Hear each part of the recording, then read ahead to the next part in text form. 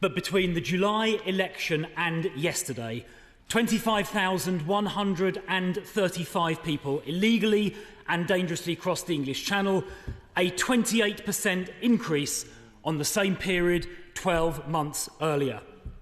Does the Home Secretary now regret ignoring the National Crime Agency's advice that law enforcement alone is not enough and that a removals deterrent is needed?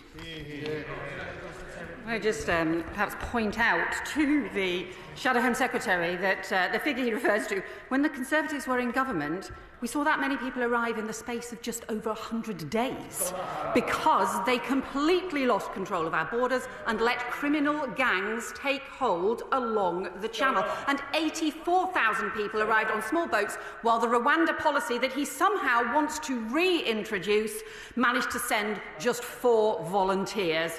We have increased returns by over 20% to 19,000. That is important, but I hope he will explain why he voted against counter-terrorism powers to go after smuggler gangs. Well, she talks about the Rwanda scheme. Of course, it never even started. As she well knows, the first flight was due to take off after the election, but she cancelled it.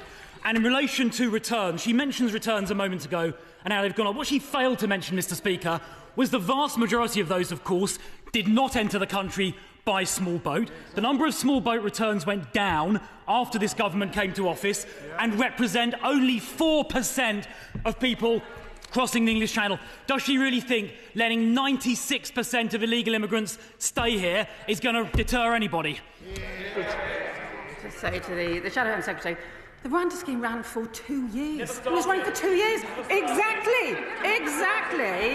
All they managed to do, they ran for 2 years, spent £700 million of taxpayers' money to return just 4 people.